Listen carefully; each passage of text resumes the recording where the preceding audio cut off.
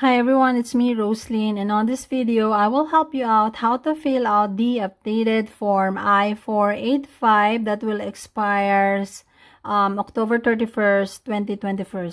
So first we need to download the form. Just go to Google and then type I-485. And as you can see here, I-485 application to register permanent residence USCIS. So make sure you will download your form to the USCIS website. Okay, so just scroll down and you will see here the link form I-485. Just click this link and it will automatically download to your computer. So I already download the form and I already fill out the form so we can discuss it faster. Okay, so this is the updated form application to register permanent residence or adjust status. USCIS form I-485 expires 10/31/2021. So what is the updated form all about? On this form, they added the public charge or the form I-944 questions. Okay, so we will discuss that, how to fill out or answer that question. Okay, so on this portion, don't type or write anything on this part because this is for USCIS use only.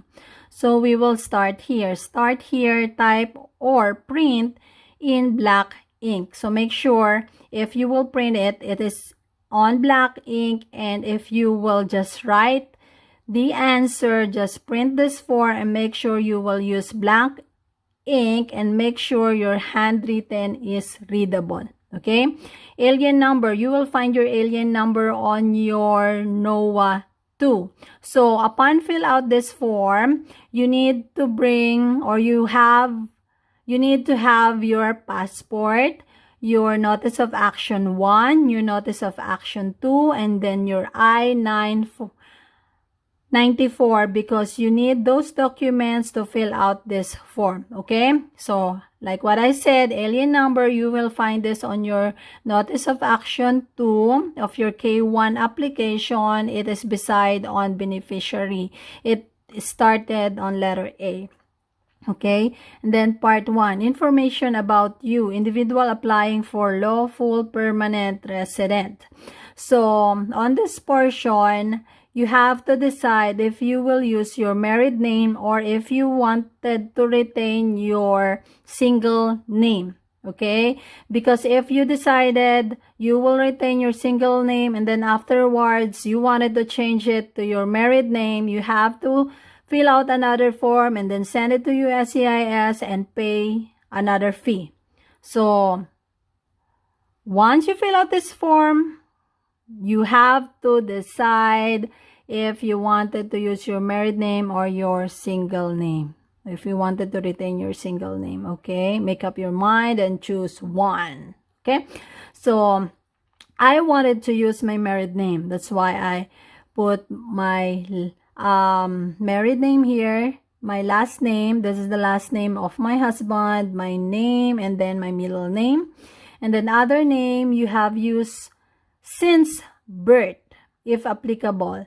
Okay, so provide all other names you have ever used, including your family name at birth or other legal names, nicknames, aliases, and assumed names. If you need extra space to complete the section, use the space provided in part 14, additional information. So this is the part 14. This portion. If all your answer or information, you need extra space for that, you have to fill out this part. Okay, so let's go back.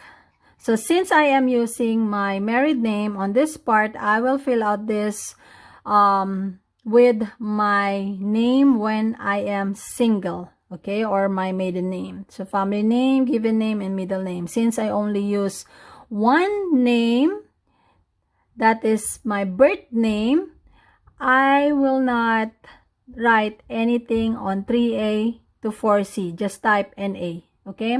Other information about you, your date of birth, then your gender, your city or town of birth, your country of birth, your country of citizenship or nationality, your alien registration number. As what I've said, you will find this on your NOAA 2.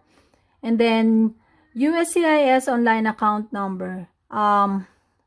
If you apply a petition before through USCIS online, the USCIS will send you a online account number. But if not, so you don't have any online account number, just type NA. Okay, US Social Security number. When I got here and then after we got married, I already applied for my US Social Security number. But if you don't have any Social Security number yet, just leave this blank. US mailing address. So this is my US address. So make sure that your US address that you will indicate here is complete, because the USCIS will send all the documents on the address that you will state on this portion. Okay? And then alternate and or safe mailing address. So this is address aside from where you reside. It's like PO Box, or if you're applying based on the Violence Against Women Act or Special Immigrant Juvenile Human Trafficking, so you will put the address here. Okay? And then recent immigration history. So you have to take your passport because you need your passport to fill out this portion. So passport number used at last arrival. So you will see your passport number on the right top side of your passport. Okay? Then travel document number used at last arrival. If you did not use your passport and you use travel document, you have to type here your travel document number used at last arrival. And then the expiration date of your passport or your travel document. And then the country that issued this passport or travel document. And then the non-immigrant visa number from this passport. So look at your passport and find the visa, and you will find your non-immigrant visa number to the left side of the visa stamp. It is color red. Okay? So it has 1 letter and 7 numbers. Okay? Then place of last arrival into the United States. So on this portion, you need your I-94. It was indicated on your I-94 where is your last arrival. This is your first port of entry. Okay, so mine is Chicago, state is Illinois, then date of last arrival, it was indicated on your I-94, and then when I last arrived in the United States, since I came here through K1 fiancé visa, I need to click 22A, what's inspected at the port of entry and admitted as, for example, exchange visitor, wave through, temporary worker, or student. So since I am K1 visa, I need to type here fiancé visa. Okay? And then 22B to 22D, just leave it blank. Or NA. Then 23A, if you were issued a Form I-94 Arrival Departure Record, so check your I-94. Form I-94 Arrival Departure Record number. So you will find this on your I-94. Then the expiration date of authorization on Form I-94. Then status on Form I-94, for example, class of admission or paroled, or if paroled, so I am fiancé visa. So number 24, what is your current immigrant status if it has changed since your arrival? So fiancé visa. Then provide your name exactly as it appears on your Form I-94. So whatever name that is indicated or appears on your I-94, you have to copy that and then put it here. Type it here, okay? Then part 2, application type or filing category. I am filing this form I-485 as selected only one box. So, I am a principal applicant. I don't have K2. But if you are filling this form for your K2, you have to click derivative applicant. Okay? So, I don't have K2, so I am the principal applicant. Okay, and then note, attach a copy of the Form I-797 receipt or approval notice for the underlying petition or application as appropriate. So when you send this form, make sure you will include your I-797 notice of action. That is your NOAA 2 during your K1 application. Okay? And then, I am applying as a principal or derivative applicant to register lawful permanent residence or adjust status to that of lawful permanent resident based on the following immigrant category. Select only one category. See the Form I-485 instruction for more information, including any additional instructions that's related to the immigrant category you select. So, make sure read those instructions. Okay? So, as for me, I am on the family-based. 2C, individual admitted to the United States as a fiancé or child of a fiancé of a U.S. citizen, Form I-129F or K1, K2 non-immigrant. Okay? So, mine is 2C. If you are not 2C, just click what is your what is your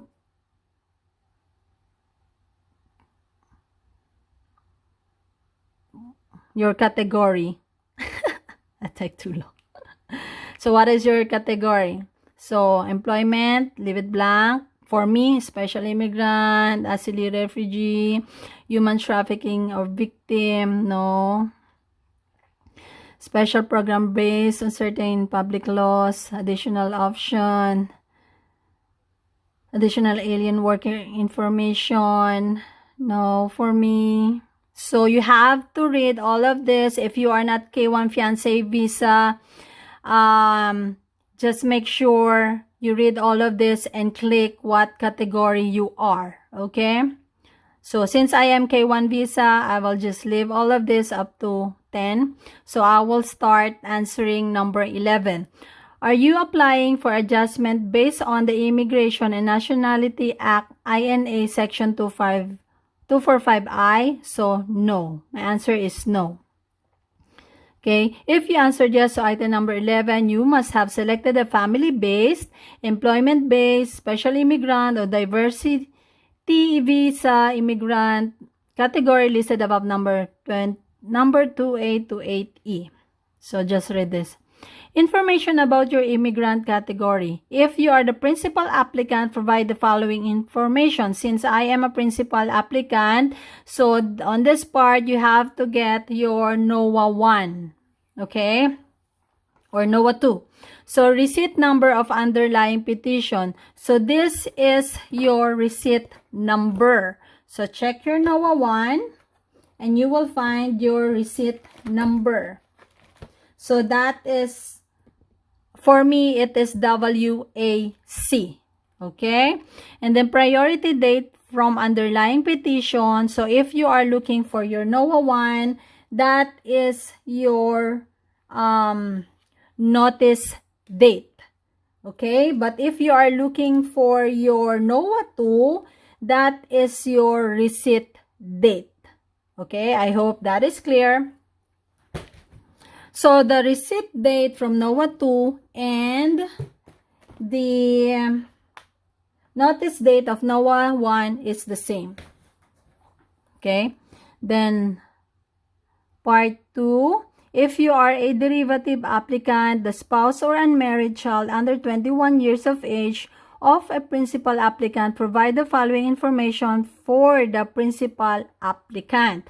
Since I am already the principal applicant and I already fill out this form number 12 and 13, I don't need to fill out this 14A to 18. But if you are filling out this form for your derivative, you have to type the principal applicant's information on this part.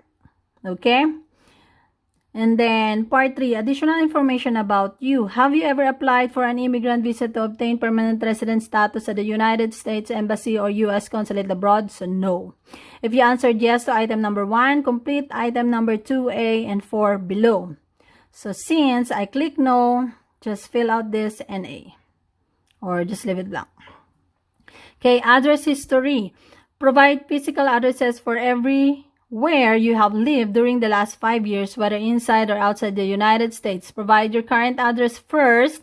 If you need extra space to complete this section, use the space provided in the Part 14 additional information. So this is my current address here to the United States. So make sure this is complete and correct. Then from, so this is the date when I came here, and then to, so type present, okay? Then physical address to. Since this is my address since birth, I only type the address from the Philippines 7A to 7H, and I will just leave blank the 9A to 10B because I live here on physical address 2 since birth. Okay, so from, this is my date of birth, and then to, up to the date where I stayed in the Philippines, so November 17, 2019. You know what? That's because since I got here November 17, so I have to write it here 16. Okay, sorry for my mistake. So make sure you need to check that. Okay. But if you still have an address like, let's say, on physical address 2, you just live here for 1 year, and then on this current address, you are here for a couple of months, so it's only like 1.5 years. So you have another address that you stayed for 1 year, you have type it here. Provide your most recent address outside the United States where you live for more than 1 year if not already listed above. Okay? Employment history. Provide your employment history for the last 5 years, whether inside or outside the United States. Provide the most recent employment first. If you need extra space to provide, to complete this section, use the space provided in Part 14 additional information. So, employer number 1, name of employer or company. So, mine is I have work. When I'm in the Philippines, that is insurance company. But if you are not working, just type unemployed. Okay. Then the address of the employer. Then country, your occupation. So date of employment. Okay. So that is the only employment for me for the last 5 years. So 15 to 22V, just type NA. So part 4, information about your parents. Information about your parent 1. Parent first legal name. So this is the married name of my mom. And then parents first name at birth if different than above. Of course, it's different because on 1A and 1C, this is my mom's married name. And then 2A to 2C, this is my mom's name when she is still single, or her maiden name. So type here. Okay. And then the date of birth, gender, city, country, current city or town residence, current country of residence. And then information about your parent 2. This is my father's name. So parents' second legal name, and then parents' second name at birth. So since it's the same on 9A to 9C, just type here NA. Then date of birth, the gender, city or town of birth, country of birth, then current city or town of residence. So it's deceased because my dad is already dead. Then current country of residence, so deceased. Okay, then part 5, what is your current marital status? So I am married, click married. If you are married, is your spouse a current member of the U.S. Armed Forces or U.S. Coast Guard? So no. How many times have you been married, including annulled marriages and marriages to the same individual? So I only got married once, but if you got married like twice, if you're annulled or you're divorced, you have to count that and then type here. Okay. Information about your current marriage. So this is the information of my husband, okay? My current husband, my one and only husband. So family name, given name, middle name. Alien number, my husband has no alien number because he is a U.S. citizen. Current spouse, date of birth, date of marriage to current spouse. Current spouse, place of birth, city, state, country. And then places of marriage to current spouse, city, state or province, then country. Is your current spouse applying with you? No, because my husband is already a U.S. citizen. Information about prior marriages. So just what I've said before, if you are annulled before or divorced, you have to fill out this form. But if not, just type NA. Okay. And then in Part 6, information about your children. Indicate the total number of all living children, including adult sons and daughters that you have. Note, the term children includes all biological or legally adopted children, as well as current stepchildren of any age, whether born in the United States or other countries, married or unmarried, living with you or elsewhere, and includes any missing children and those born to you outside of marriage. So, all your children and the children of your husband, just count all, how many, just type it here. Since I don't have one and my husband don't have one, so yeah, just type NA or just leave it blank. So since we don't have children, 2A up to 16, leave it blank or type NA because we don't have one. So part 7, biographic information, ethnicity, not Hispanic or Latino, race, I am Asian.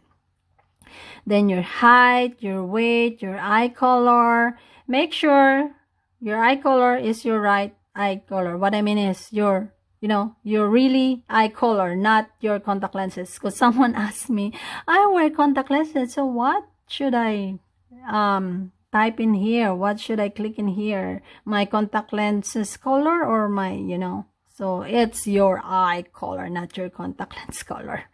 So your hair color. Then part A, general eligibility and inadmissibility grounds. Okay. So have you ever been a member of, involved in, or in any way associated with any organization, association, fund, foundation, party, club, society, or similar group in the United States or in any other location in the world, including any military services? So my answer is no. But if you answered yes, you have to fill out to number 13V. Okay.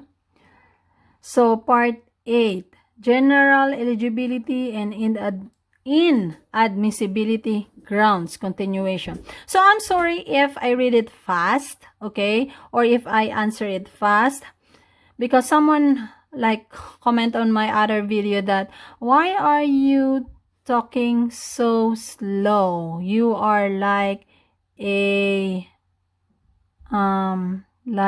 turtle.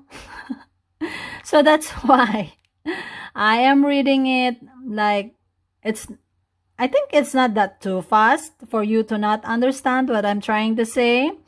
So yeah. So if you have other questions, you don't understand, just comment on my video. But I hope the way I speak, how fast I read all the questions, I hope you understand. Okay? So part number 8. So from part 14 to 24, I click no. But make sure you will read it and understand one by one, because the USCIS will check all of your answer and they are doing investigation on your part.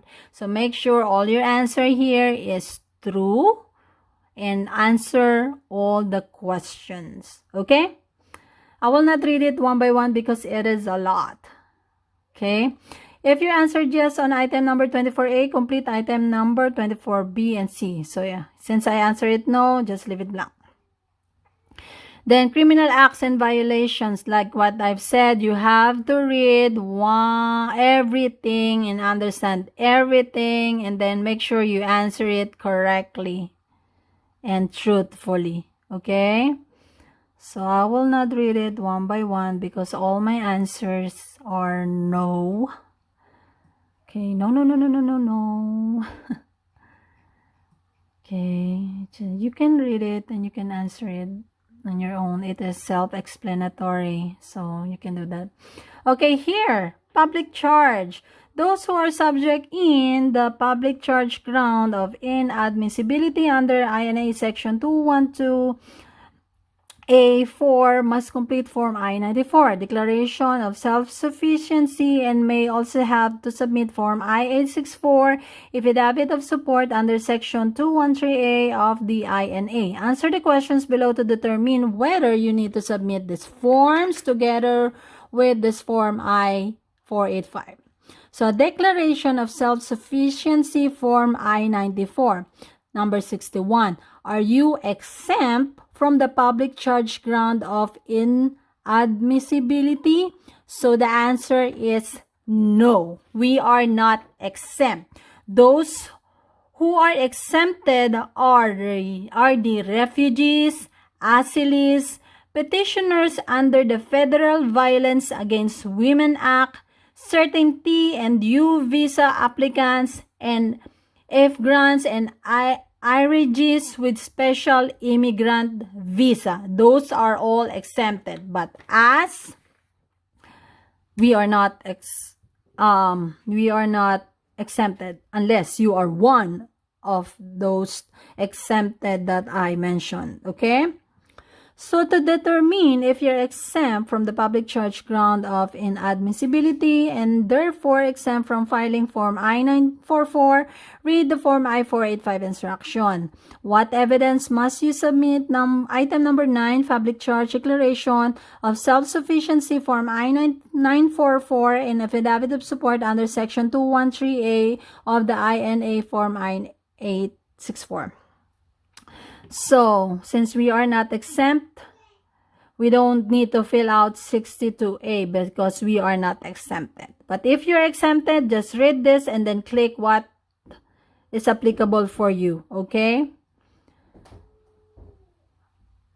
Okay. So, just leave this blank.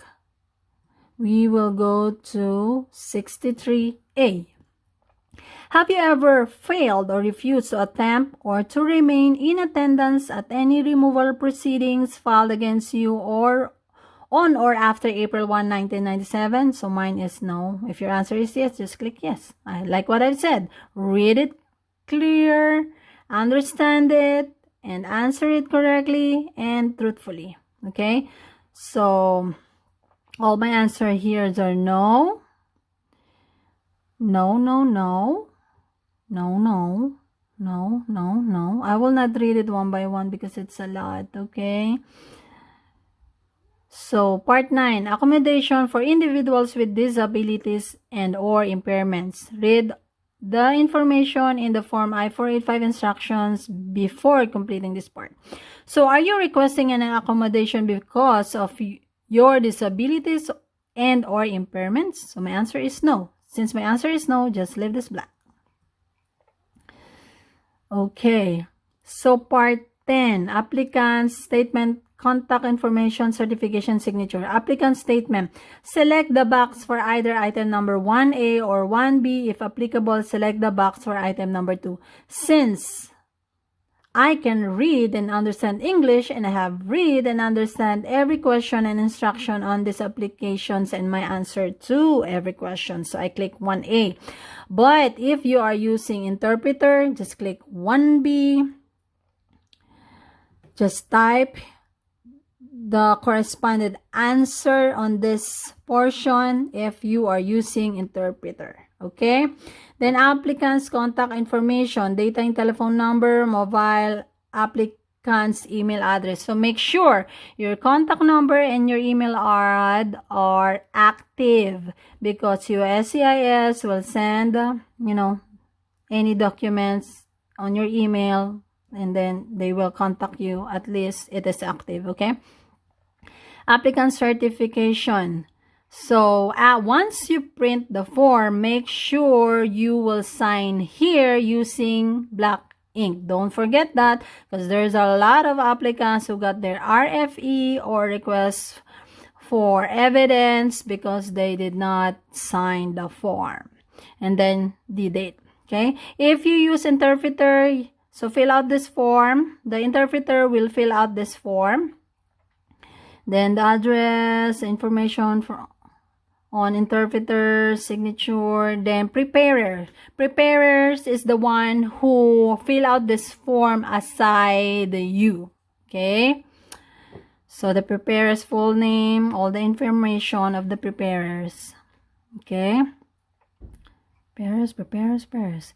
Then on this part 13, signature at interview. So do not complete part 13 until the USCIS officer instructs you to do so at the interview. So just leave part 13 blank.